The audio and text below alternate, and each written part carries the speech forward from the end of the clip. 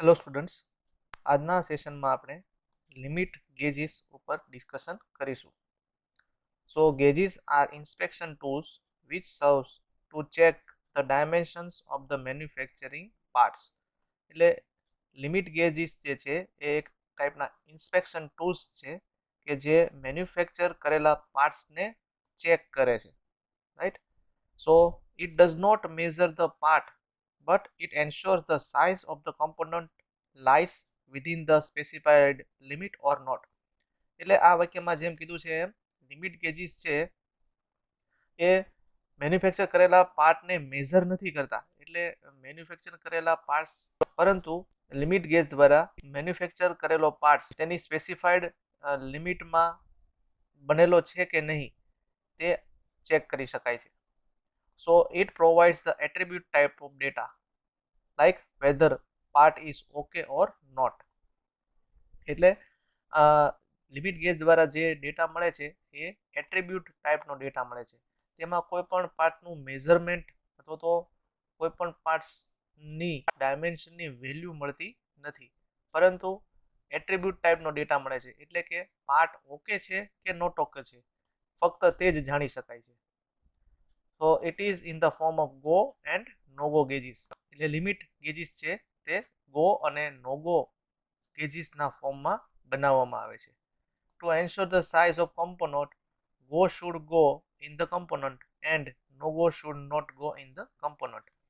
એટલે મેન્યુફેક્ચર કરેલા પાર્ટ્સની અંદર ગો સાઈડનો જે પાર્ટ છે એ કમ્પોનન્ટની અંદર જવો જોઈએ અને નો ગો સાઈડનો જે પાર્ટ છે એ કમ્પોનન્ટની અંદર ન જવો જોઈએ.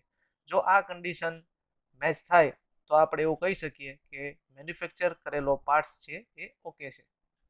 હવે આ ટર્મ્સ જે છે એ આપણે એક્ઝામ્પલ તરીકે જોઈએ તો આ જે ફિગર અહીં બતાવેલી છે તે પ્લગ ગેજ છે. તો અહીં પ્લગ ગેજમાં 19H7 એવું લખેલું છે. એટલે પ્લગ ગેજનો ઉપયોગ જે છે એ હોલ ચેક કરવા માટે થાય છે. તો અહીં 19 mm નો જે હોલ જે છે એ આ પ્લગ ગેજથી ચેક કરી શકાય છે. તો અહીં જે લેફ્ટ સાઈડમાં જે સિલિન્ડ્રિકલ પાર્ટ્સ જોવા મળે છે તે ગો સાઈડનો પાર્ટ છે અને રાઈટ સાઈડનો જે સિલિન્ડ્રિકલ પાર્ટ છે તે નો ગો સાઈડનો પાર્ટ છે. અહીં રેડ કલરનું માર્કિંગ કરેલું છે. દેટ મીન્સ જે સાઈડ રેડ કલરનું માર્કિંગ કરેલું હશે એ સાઈડ નો ગો ગેજ તરીકે ઓળખાશે. તો અહીં જે લેફ્ટ સાઈડનો સિલિન્ડ્રિકલ પાર્ટ જે છે એ 19 mm સાઈઝના હોલની અંદર જવો જોઈએ અને આ રેડ સાઈડ વાળો જે ભાગ છે એ 19 mm સાઈઝના હોલની અંદર જવું ન જોઈએ. અહીં તમે જોઈ શકો છો કે ગો સાઈડના સિલિન્ડ્રિકલ પાર્ટની લેન્થ જે છે એ પ્રમાણમાં નોગો સાઈડના સિલિન્ડ્રિકલ લેન્થની કરતાં વધારે છે. આવું રાખવાનું કારણ એ છે કે નોગો સાઈડનો પાર્ટ જે છે એ કમ્પોનન્ટની અંદર જવો જ ન જોઈએ. તો અનનેસેસરી નોગો સાઈડ વાળા પાર્ટની લેન્થ વધારે બનાવવી એ કોસ્ટલી પડે છે. એટલે નોગો સાઈડની જે લેન્થ જે છે એ પ્રમાણમાં ગો સાઈડની લેન્થ કરતાં હંમેશા નાની રાખવામાં આવે છે. એટલે ગો સાઈડનો પાર્ટ જે છે એ કમ્પોનન્ટમાં જવો જોઈએ અને નોગો સાઈડનો પાર્ટ જે છે એ કમ્પોનન્ટમાં ન જવો જોઈએ. તો આ કન્ડિશન જો મેચ થાય તો આપણે એવું કહી શકીએ કે મેન્યુફેક્ચર કરેલો હોલ જે છે એ એકદમ એક્યુરેટ છે. અહીં તમે જોઈ શકો છો કે આ પ્લગ ગેજથી હોલ ચેક કરવાથી આપણને કોઈ વેલ્યુ અથવા તો ડાયમેન્શનની વેલ્યુ મળતી નથી, પરંતુ આપણે આ પ્લગ ગેજથી ફક્ત એવું વેરીફાઈ કરી શકીએ છીએ કે મેન્યુફેક્ચર કરેલો હોલ જે છે એ ઓકે છે કે નોટ ઓકે છે. તો આ રીતે પાર્ટ ઓકે છે કે નોટ ઓકે છે એ રીતે જે ડેટા મળે છે એને એટ્રીબ્યુટ ટાઈપનો ડેટા કહે છે. બીજી વાત કરીએ તો જો ગો સાઈડનો પાર્ટ જે છે એ હોલની અંદર અગર નથી જતો તો આપણે એવું કહી શકીએ કે મેન્યુફેક્ચર કરેલો જે હોલ જે છે એ સાઇઝમાં નાનો છે.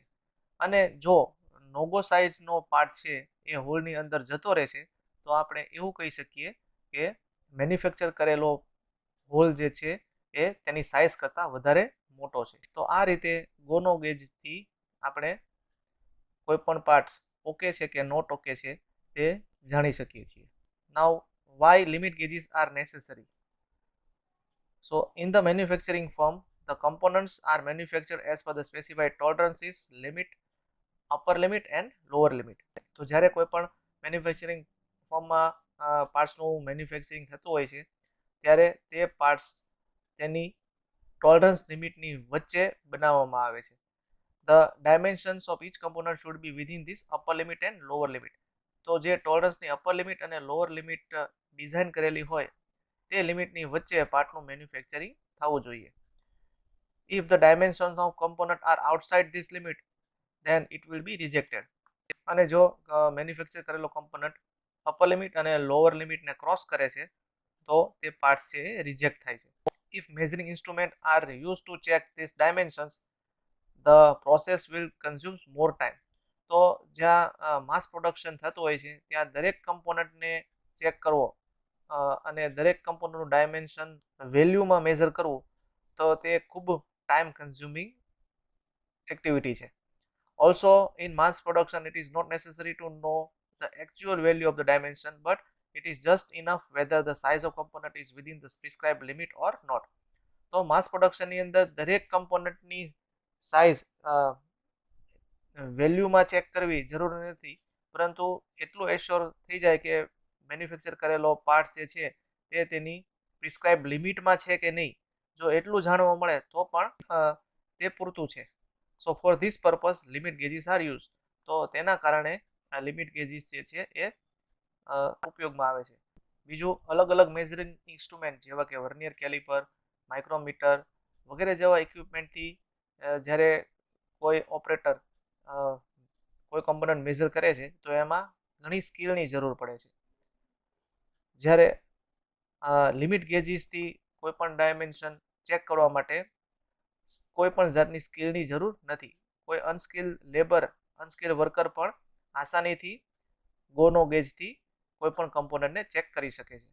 તો એટલા માટે ઇન્ડસ્ટ્રીની અંદર લિમિટ ગેજીસનો ઉપયોગ ખૂબ બહોળા પ્રમાણમાં થાય છે. તો અહીં basic concept of gauge design જે છે અહીંયા બતાવવામાં આવેલું છે. તો તમે જોઈ શકો છો કે અહીંયા એક હોલ જે છે તેનું ડ્રોઈંગ બનાવવામાં આવ્યું છે. તો હોલની અહીંયા નીચે લોઅર લિમિટ બતાવેલી છે અને અપર લિમિટ બતાવેલી છે. એટલે જે હોલ મેન્યુફેક્ચર કરવાનો છે તે હોલ જે છે એ અપર લિમિટ અને લોઅર લિમિટની વચ્ચેની સાઇઝમાં બનવો જોઈએ. તો એ સાઇઝ ચેક કરવા માટે ગો પ્લગ ગેજ અને નો ગો પ્લગ ગેજનો ઉપયોગ થાય છે.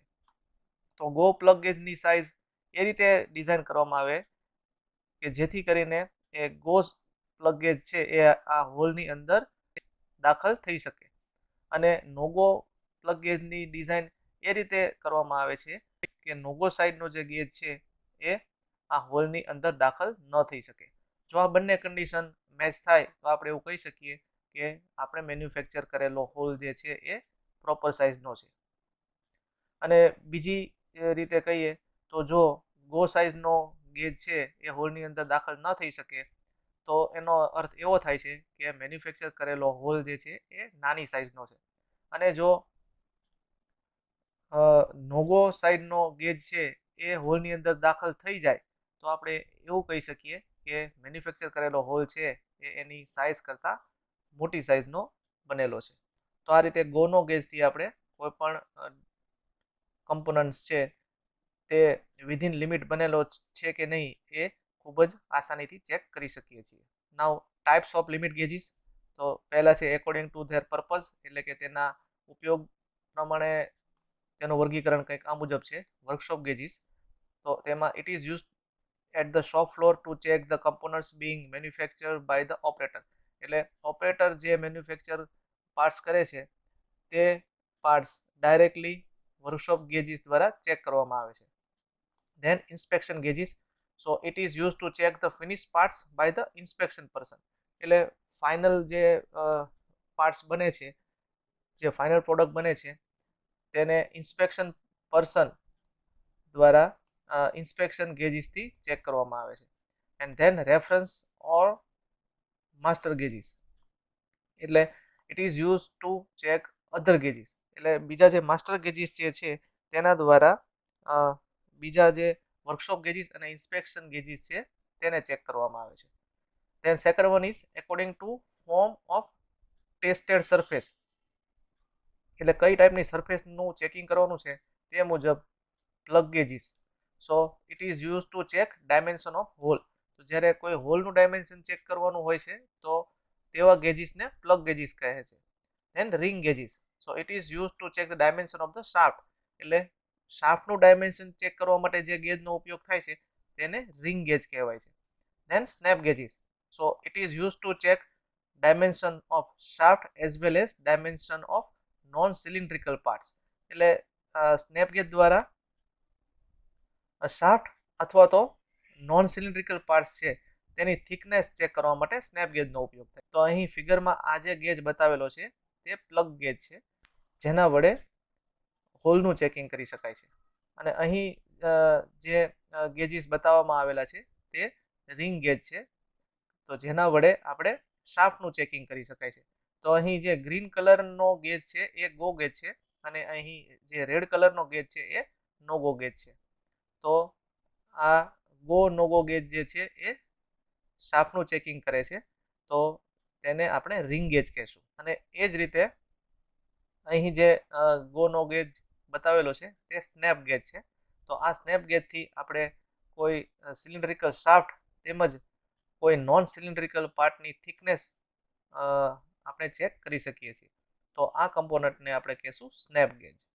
Than according to their design, તો double ended limit gauges, progressive limit gauges and fixed and adjustable limit gauges. તો અહીં જે ડબલ એન્ડેજ પ્લગ ગેજ છે તેની ફિગર બતાવેલી છે કે જેમાં હેન્ડલની બંને સાઈડ સિલિન્ડ્રિકલ પ્લગ ગેજ બનાવેલા છે જેમાં એક સાઈડ ગો ગેજ હશે અને બીજી સાઈડ નો ગો ગેજ હશે. તો એને કહેશું double ended plug gauge. Than second one is progressive plug gauge. તો એ ડિઝાઇનની અંદર હેન્ડલની ફક્ત એક જ સાઈડ ગો અને નો ગો બંને ગેજીસ આપેલા હોય છે તો એને કહેશું progressive plug gauge. Then taper plug gauge. તો એની અંદર હેન્ડલની એક સાઈડ ટેપર બનાવેલું હશે અને જેમાં એક રિંગનું માર્કિંગ કરેલું હશે જે માર્કિંગ સુધી નો પાર્ટ જે છે એ ગો સાઈડનો પાર્ટ રહેશે અને એ રિંગથી આગળની સાઈડનો જે પાર્ટ બનશે તે નો ગો પાર્ટ બનશે. Then ring gauges. તો આ અહીં જે છે એ રિંગ ગેજીસ બતાવવામાં આવેલા છે કે જેનીથી કોઈ શાફ્ટનું ચેકિંગ આપણે કરી શકશું. તો અહીં શાફ્ટની અપર લિમિટ અને લોઅર લિમિટ જે છે એ બનાવેલી હશે અને એ પ્રમાણે ગો ગેજીસ અને નો ગો ગેજીસ ડિઝાઇન કરવામાં આવે છે. તો આ રીતે રિંગ ગેજ દ્વારા શાફ્ટનું ચેકિંગ કરી શકાય છે. અહીં છે ડબલ એન્ડેડ સ્નેપ ગેજ. તો અહીં સ્નેપ ગેજની બંને બાજુ ગેજીસ લગાવેલા હશે જેમાં એક સાઈડ ગો ગેજ હશે અને બીજી સાઈડ હશે નો ગો ગેજ. તો સ્નેપ ગેજ દ્વારા આપણે કોઈ શાફ્ટ અથવા તો નોન સિલિન્ડ્રિકલ પાર્ટ્સની થિકનેસ ચેક કરી શકશું. એ રીતે અહીં પ્રોગ્રેસિવ સ્નેપ ગેજ બતાવવામાં આવ્યો છે જેમાં એક જ સાઈડ ગો અને નો ગો ગેજ બંને બનાવેલા હશે. તો અમુક લેન્થની અંદર ગો પાર્ટ હશે અને એ પછીની લેન્થમાં નો ગો પાર્ટ હશે. તો આ રીતે પ્રોગ્રેસિવ સ્નેપ ગેજ વડે આપણે કોઈ ડાયમેન્શન ચેક કરી શકીએ છીએ. અને પછી છે એડજસ્ટેબલ સ્નેપ ગેજ. તો એની અંદર ગો નો ગો સાઈડની જે હાઈટ હશે અથવા તો લેન્થ હશે એ આપણે એડજસ્ટ કરીને આપણે પોતાની રીતે ડિઝાઇન કરી શકશું. તો આ રીતે એડજસ્ટેબલ સ્નેપ ગેજ દ્વારા પણ આપણે કોઈ સિલિન્ડ્રિકલ અથવા તો નોન સિલિન્ડ્રિકલ પાર્ટની થિકનેસ ચેક કરી શકીએ છીએ. તો આ સાથે લિમિટ ગેજીસનો સેશન અહીં પૂરો થાય છે. Thank you very much.